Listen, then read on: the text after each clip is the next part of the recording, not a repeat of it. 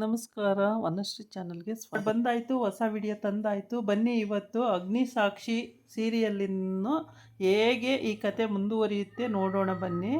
ಮತ್ತು ಅಗ್ನಿ ಈ ಕಥೆನಲ್ಲೇ ಅವನಿಗೆ ತುಂಬ ಮೋಸ ಆಗಿದೆ. ಅವನ ಅಮ್ಮ ಕೂಡ ಏನಾಗಿ ಸತ್ರು ಅಂತ ಗೊತ್ತಾಗಿಲ್ಲ. ಮತ್ತು ಇವ್ರದ್ದು ದೊಡ್ಡ ಕಂಪ್ನಿ ಇದೆ. ಆ ಕಂಪ್ನಿನಲ್ಲಿ ತುಂಬ ಜನ ಕೆಲಸ ಮಾಡೋರು ವರ್ಕರ್ಸ್ಗಳಿದ್ದಾರೆ. ಮತ್ತು A1 ಕಂಪ್ನಿ ಕೂಡ ಇದು. ಆದರೆ ಅವರ ಅಪ್ಪನೂ ಕೂಡ ದೊಡ್ಡ ಕಂಪ್ನಿ ಓನರು.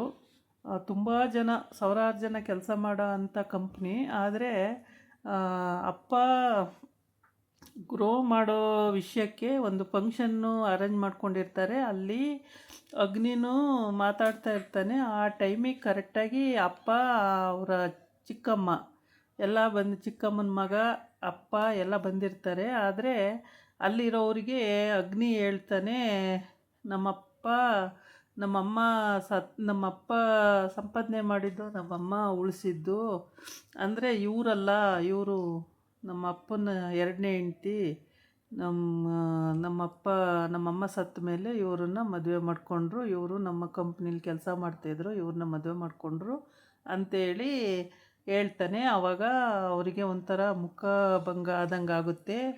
ಆಮೇಲೆ ಕಂಪ್ನಿ ಈ ಕಡೆ ಬಂದರೆ ಕಂಪ್ನಿನಲ್ಲಿ ಮಿಷನ್ ಕೆಟ್ಟೋಗಿರುತ್ತೆ. ಆಮೇಲೆ ಆ ಮಿಷನ್ನ ರಿಪೇರಿ ಮಾಡೋಕ್ಕೆ ಆಗ್ತಾಯಿರಲ್ಲ. ಏನು ಮಾಡೋದು ಅಂತ ಯೋಚನೆ ಮಾಡ್ತಿರ್ತಾರೆ. ಆವಾಗ ಈ ಹುಡುಗಿ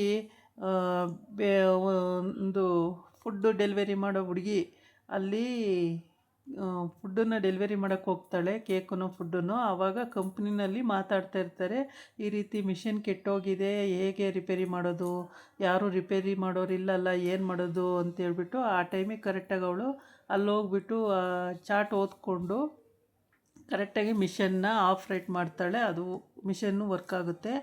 ಆವಾಗ ಅಲ್ಲಿ ನಮ್ಮ ಕಂಪ್ನಿಗೆ ಬಂದ್ಬಿಡಮ್ಮ ಅಂತ ಅವ್ರು ಹೇಳ್ತಾರೆ. ಇಲ್ಲ ಸರ್, ನಾನು ಬರಲ್ಲ, ನನಗೆ ಈಗಿರೋದೇ ಚೆನ್ನಾಗಿ ಕೆಲಸ ಸಿಕ್ಕಿದೆ, ಅದರಲ್ಲೇ ಇರ್ತೀನಿ ಅಂತಾಳೆ. ಇಲ್ಲಿ ಬಂದರೆ ಅವಳಿರೋ ಮನೆಯದು ಸಾಮಾನೆಲ್ಲ ಹೊರಗಡೆ ಹಾಕಿರ್ತಾರೆ. ಅವಳು ಬೇರೆ ಮನೇಲಿರ್ತಾಳೆ. ಆದರೆ ಇದು ಕತೆ ಇನ್ನೂ ನಮಗೆ ಅರ್ಥ ಆಗಿಲ್ಲ. ಹೌದು, ಈ ಇನ್ನೊಂದು ಮನೆಯಲ್ಲಿ ಸಾಮಾನೆಲ್ಲ ಆಚೆ ಕಡೆ ಆಗಿ ಅವರು ಸಂಬಂಧಿಕರು ಏನೋ ಗೊತ್ತಿಲ್ಲ, ಆದರೆ ಎಲ್ಲ ಸಾಮಾನನ್ನು ಆಚೆಗೆ ಹಾಕಿರ್ತಾರೆ. ಅಗ್ನಿ ಅಲ್ಲಿಗೆ ಹೋಗ್ತಾನೆ. ಅಲ್ಲಿಗೆ ಹೋದಾಗ ಅಗ್ನಿ ಈ ಥರ ಮಾಡ್ತಿದ್ದಾರೆ ಅಂದಾಗ, ಇದನ್ನೆಲ್ಲ ನಾನೇ ಮಾಡಿಸ್ತಾ ಇರೋದು ಅಂತಾನೆ.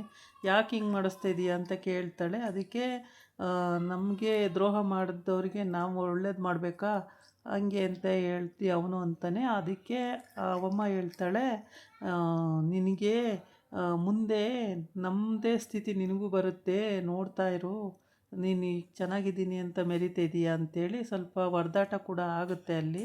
ಈ ಹುಡುಗಿ ಈ ಕಡೆ ಬೇಕ್ರಿಲಿರ್ತಾಳೆ, ಫುಡ್ಡು ಡೆಲಿವರಿ ಮಾಡೋದು ಎಲ್ಲ ಕಡೆಗೂ ಒಂದು ಸ್ಕೂಟಿ ಇಟ್ಕೊಂಡು ಆ ಥರ ಮಾಡ್ತಿರ್ತಾಳೆ. ಇಲ್ಲಿ ಬೇಕ್ರಿ ಓನರು, ಹೋಗಮ್ಮ, ಅಲ್ಲಿ ಕೆಲಸ ಸಿಕ್ಕಿದೆ ಅಂದಮೇಲೆ ಆರಾಮಾಗಿರ್ಬೋದು ಕಣು, ಹೋಗಮ್ಮ, ನಿನ್ನ ಜೀವನ ಒಳ್ಳೆಯದಾಗುತ್ತೆ ಅಂತ ಹೇಳ್ತಾರೆ. ಯಾಕೆ ಸರ್, ನಾನು ಇರೋದ್ರಿಂದ ನಿಮ್ಗೇನಾರ ಪ್ರಾಬ್ಲಮ್ಮಾ?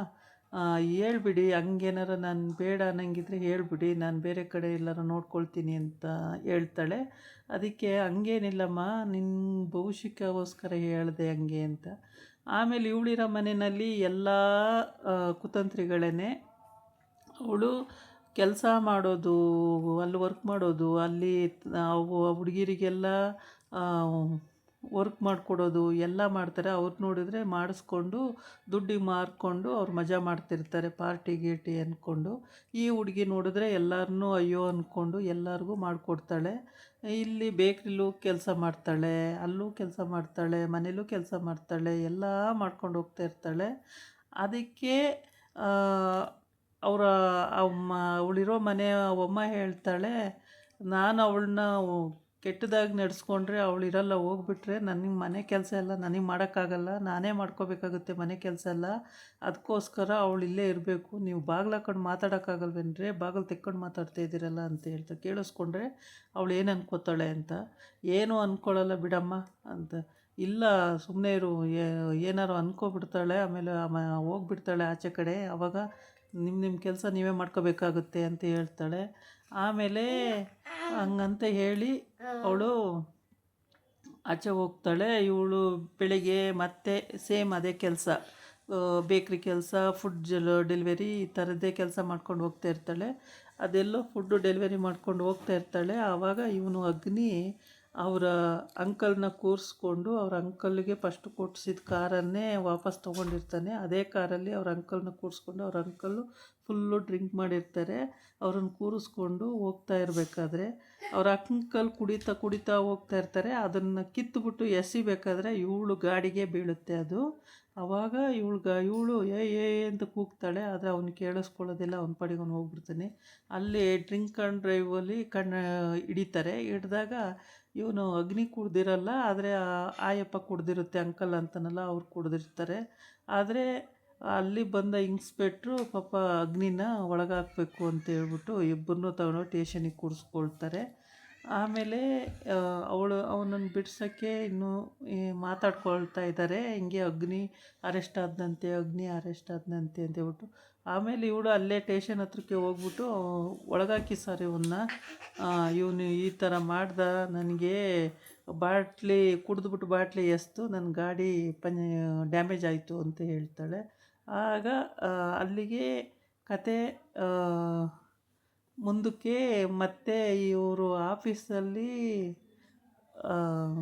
ತುಂಬ ದೊಡ್ಡ ದೊಡ್ಡ ವ್ಯಕ್ತಿಗಳಿದ್ದಾರೆ. ತುಂಬ ದೊಡ್ಡ ಕಂಪ್ನಿ ಕೂಡ ಇವ್ರದ್ದು. ಅಷ್ಟಿಷ್ಟು ದೊಡ್ಡ ಕಂಪ್ನಿ ಎಲ್ಲ, ಒಳ್ಳೊಳ್ಳೆ ಮ್ಯಾನೇಜರ್ಸು, ಬಿಲ್ಡರ್ಸು, ಹಾಗೆ ಅಂಥ ಜನ ಎಲ್ಲ ಇದ್ದಾರೆ. ಆದರೆ ಅಲ್ಲಿ ಯಾರಿಗೆ ಏನು ಪ್ರಾಬ್ಲಮ್ ಅನ್ನೋದು ಗೊತ್ತೇ ಇರಲ್ಲ. ಆಮೇಲೆ ಅಗ್ನಿ ಅಲ್ಲಿ ಅವರಿಗೆಲ್ಲ ಅವ್ರ ಚಿಕ್ಕಮ್ಮಂಗೆ ಎಲ್ಲರಿಗೂ ಅವಮಾನ ಮಾಡ್ತಾನೆ. ಅದನ್ನು ಅವರ ಚಿಕ್ಕಪ್ಪ ಅನ್ನಿಸ್ಕೊಂಡವರು ಹೇಳ್ಕೊಂಡು ಹೋಗ್ತಾ ಇರ್ತಾರೆ. ಅಲ್ಲ ಕಣೋ ಅಗ್ನಿ, ನೀನು ಈ ಥರ ಮಾಡಿಬಿಟ್ಟಲ್ಲ, ನಿಮ್ಮ ಚಿಕ್ಕಮ್ಮಂಗೆ ಅವಮಾನ ಮಾಡಿಬಿಟ್ಟಲ್ಲ, ಏನಕ್ಕೆ ಮಾಡಿದ್ಯೋ, ಮಾಡಬಾರ್ದಾಗಿತ್ತು, ಪಾಪ ಅಲ್ವಾ, ಆಗೋಗಿದೆ. ಈಗ ಅದನ್ನೆಲ್ಲ ನೆನೆಸ್ಕೊಂಡು ಏನು ಉಪಯೋಗ ಇಲ್ಲ, ನೀನು ಏನಕ್ಕೆ ಅದನ್ನೆಲ್ಲ ಮತ್ತೆ ಮತ್ತೆ ಹೇಳ್ತೀಯ ಅಂತ ಹೇಳಿದಾಗ, ಸೊ ಅದಿರಲಿ ಬಿಡಿ ಚಿಕ್ಕಪ್ಪ, ನನಗೂ ನಮ್ಮಮ್ಮನ ಕಳ್ಕೊಂಡು ಹೊಟ್ಟೆ ಉರಿಯುತ್ತೆ, ನಮ್ಮಮ್ಮ ಯಾವ ರೀತಿ ಸತ್ತರು ಅಂತೇಳಿ ಹೊಟ್ಟೆ ಉರಿಯುತ್ತೆ, ಆಯಿತು ಬಿಡಿ ಚಿಕ್ಕಪ್ಪ ಅಂತೇಳಿ ಅವನು ಅದನ್ನು ಹೇಳ್ತಾ ಇರ್ತಾನೆ. ಆದರೆ ಇದು ಕತೆ ಮುಂದೆ ಮನೆ ಖಾಲಿ ಮಾಡುವಾಗ ಎಲ್ಲ ಸಾಮಾನುಗಳು ಆಚೆ ಹಾಕ್ತಿರ್ತಾರೆ. ಅಲ್ಲಿ ಅವ್ರ ಜೊತೆ ಕುಸ್ತಿ ಆಡ್ತಾನೆ, ಮತ್ತು ಅವ್ರ ಜೊತೆ ಫೈಟಿಂಗ್ ಆಡಿ ಅಲ್ಲೆಲ್ಲ ಅದೇನು ವಿಷಯ ಅನ್ನೋದು ಇನ್ನೂ ಅರ್ಥ ಆಗಿಲ್ಲ. ತುಂಬಾ ಫೈಟಿಂಗ್ ಮಾಡ್ತಾನೆ ಅಲ್ಲಿ ಹೋಗ್ಬಿಟ್ಟು. ಆಮೇಲೆ ಅವಮ್ಮ ಶಾಪ ಹಾಕ್ತಾಳೆ. ಆಮೇಲೆ ನೋಡೋಣ ಬಿಡಿ ಅಂತ ಹೇಳ್ತಾನೆ. ಎಲ್ಲ ಅರ್ಧಂಬರ್ಧಂ ಆಗುತ್ತೆ. ಅವಮ್ಮ ಮಾತ್ರ ಅಗ್ನಿ ಈ ಥರ ಮಾಡ್ತಿದ್ದಾರೆ ನೋಡು ಅಂದಾಗ ಅವನು ಇದನ್ನೆಲ್ಲ ಮಾಡಿಸ್ತಾ ಇರೋದೇ ನಾನು ಅಂತ ಹೇಳ್ತಾನೆ. ಅಯ್ಯೋ ನಿನಗೆ ಒಳ್ಳೇದಾಗಲ್ಲ, ನೀನು ನಮ್ಮ ಪರಿಸ್ಥಿತಿ ನಿನಗೂ ಬರುತ್ತೆ, ನಿನ್ನ ಕೆಟ್ಟದಾಗುತ್ತೆ ಅಂತ ಏನು ಶಾಪ ಹಾಕ್ತಾಳೆ ಈ ಅಮ್ಮ.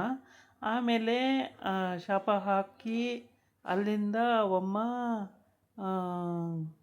ಜೋರೇ ಗೋಳಾಡ್ಕೊಂಡು ಹತ್ಕೊಂಡು ಕರ್ಕೊಂಡು ಸಾಮಾನೆಲ್ಲ ಹೊರಗಡೆ ಹಾಕ್ತಿದ್ದಾರಲ್ಲ, ದೇವರೇ ಮನೆ ಖಾಲಿ ಮಾಡೋಕ್ಕೆ ಒಂದು ದಿವಸನಾರ ಟೈಮ್ ಕೊಡಬೇಕಲ್ವ, ನಿತ್ತಜ್ಜಲ್ಲಿ ಖಾಲಿ ಮಾಡಿ ಅಂದರೆ ಎಲ್ಲಿಗೆ ಹೋಗ್ತಾರೆ ಅವರು ಅಂತ ಹೇಳ್ತಾನೆ. ಆಮೇಲೆ ಇದನ್ನೆಲ್ಲ ಮಾಡಿಸಿದ್ದು ನಾನೇ ಅಂತಲೂ ಕೂಡ ಒಪ್ಕೊಳ್ತಾನೆ. ನಿನ್ನ ಹಾಳು ಬಿದ್ದು ಹೋಗ್ತೀಯ, ಹಂಗಾಗ್ತೀಯ ಹಿಂಗಾಗ್ತೀಯ ಅಂತೇಳಿ ಅವ ಆಂಟಿ ಅಯ್ಯಮ್ಮ ಅಲ್ಲಿ ಜೋರು ಮಾಡುತ್ತೆ. ಆ ಜೋರು ಮಾಡಿದಾಗ ಇವನು ಅಲ್ಲಿಂದ ಹೊರಟು ಸೀದಾ ಕಂಪ್ನಿಗೆ ಬರ್ತಾನೆ. ಕಂಪ್ನಿನಲ್ಲಿ ಅದೇ ಫಂಕ್ಷನ್ ಎಲ್ಲ ಇರುತ್ತೆ, ಫಂಕ್ಷನ್ ಎಲ್ಲ ಆಗೋಗುತ್ತೆ. ತುಂಬ ಗ್ರ್ಯಾಂಡ್ ಫಂಕ್ಷನ್ ಇಟ್ಕೊಂಡಿರ್ತಾರೆ.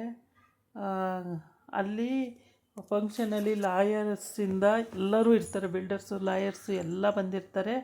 ಅವನು ಹೇಳೋ ಮಾತಿಗೆ ಕೆಲವ್ರು ನಗ್ತಾ ಇರ್ತಾರೆ, ಕೆಲವರು ಸಿಟ್ಟು ಮಾಡ್ಕೊಳ್ತಾ ಇರ್ತಾರೆ, ಎಲ್ಲ ವೀಡಿಯೋ ಮಾಡ್ಕೊಳ್ತಾ ಇರ್ತಾರೆ, ಫೋಟೋ ತೆಕ್ಕೊಳ್ತಾ ಇರ್ತಾರೆ, ಹಿಂಗೆಲ್ಲ ಮಾಡ್ತಾಯಿರ್ತಾರೆ.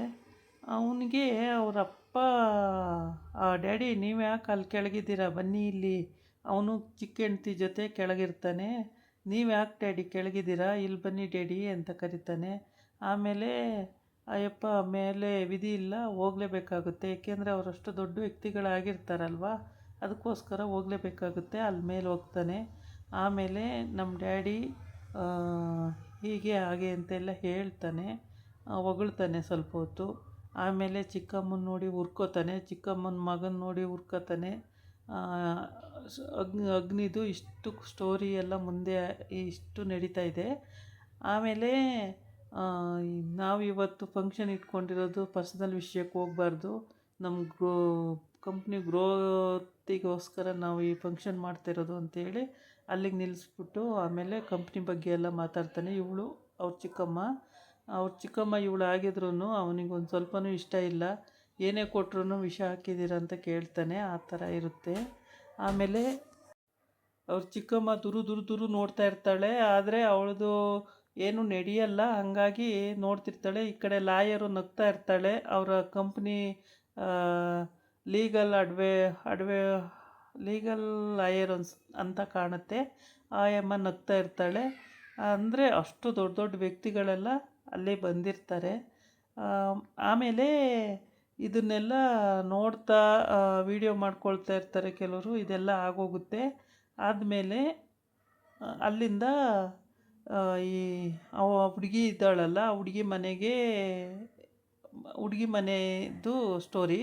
ಹುಡುಗಿ ಮನೆಯಲ್ಲಿ ಇವರೆಲ್ಲ ಹುಡುಗಿ ಹತ್ರ ಕೆಲಸ ಮಾಡಿಸೋದು, ಇವರು ಚೆನ್ನಾಗಿ ಅದನ್ನು ಮಾರ್ಕೊಳ್ಳೋದು, ದುಡ್ಡು ತಗೊಳ್ಳೋದು, ಮಜಾ ಮಾಡೋದು, ಪಾರ್ಟಿಗೆ ಹೋಗೋದು, ನಿದ್ದೆ ಮಾಡೋದು, ಬರೀ ಇದೇ ಕೆಲಸ. ಒಂದು ಕೆಲಸ ಮಾಡೋಂಗಿಲ್ಲ, ಬರೀ ಇವೇನೇ ಮಾಡ್ತಾಯಿರ್ತಾರೆ.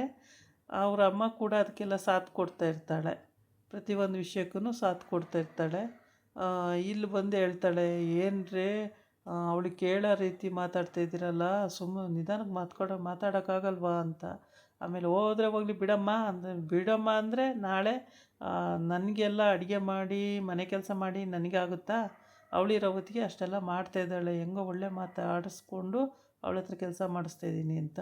ಇಲ್ಲಿ ಅಂಕಲ್ಗೆ ಅಂಕಲ್ ಫಸ್ಟ್ ಕಾರ್ ಅಂತೆ ಇದು. ಆ ಕಾರ್ನೇ ವಾಪಸ್ ತಗೊಂಡಿದ್ದಾನೆ. ತುಂಬ ಚೆನ್ನಾಗಿ, ಅಂದರೆ ಇವರು ಒಂದು ಸಲ ಶ್ರೀಮಂತರಾಗಿ ಆಮೇಲೆ ಬಡವರಾಗಿದ್ದಾರೆ ಅನಿಸುತ್ತೆ. ಬಡವರಾಗಿ ಮತ್ತೆ ಈ ಅಗ್ನಿ ತಲೆಯಿಂದ ಮತ್ತೆ ಶ್ರೀಮಂತರಾಗಿದ್ದಾರೆ ಅನಿಸುತ್ತೆ. ಇವಾಗ ಕಳ್ಕೊಂಡಿರೋದನ್ನೆಲ್ಲ ವಾಪಸ್ ಪಡ್ಕೊಂಡಿದ್ದಾನೆ ಅಂತ ಕಾಣುತ್ತೆ. ಆಮೇಲೆ ಈ ಹುಡುಗಿ ಅಗ್ನಿನ ಫಾಲೋ ಮಾಡ್ಕೊಂಡು ಹೋಗಿ ಸ್ಟೇಷನ್ನಲ್ಲಿ ಒಳಗಾಕಿ ಸರ್ ಅಂತ ಹೇಳ್ತಾಳೆ. ಆದರೆ ಅಲ್ಲಿ ವಿಚಾರಣೆ ನಡೀತಾ ಇರುತ್ತೆ, ಡ್ರಿಂಕ್ ಆ್ಯಂಡ್ ಡ್ರೈವ್ ಅಂತ ಹೇಳ್ಬಿಟ್ಟು. ಆದರೆ ಅಗ್ನಿ ಅಲ್ಲಿ ಕುಡ್ದಿರಲ್ಲ. ಅಗ್ನಿ ಚಿಕ್ಕಪ್ಪ ಮಾತ್ರ ಕುಡ್ದಿರ್ತಾನೆ, ಅಗ್ನಿ ಕುಡ್ದಿರಲ್ಲ. ಇದಾಗಿತ್ತು ಇವತ್ತಿನ ವಿಷಯ.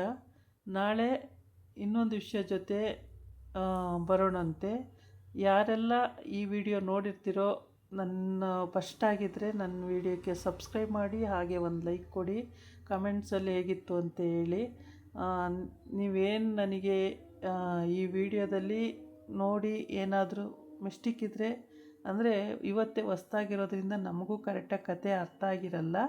ಹಾಗಾಗಿ ಇವತ್ತಿನ 7 ಗಂಟೆ, ಅಂದರೆ ಇವತ್ತು ಸೋಮವಾರದ 7 ಗಂಟೆದು ಇದಾಗಿತ್ತು ಇವತ್ತಿನ ವಿಡಿಯೋ. ನಾಳೆ ಇನ್ನೊಂದು ವಿಡಿಯೋ ಜೊತೆ ಬರ್ತೀನಿ. ನಮಸ್ಕಾರ.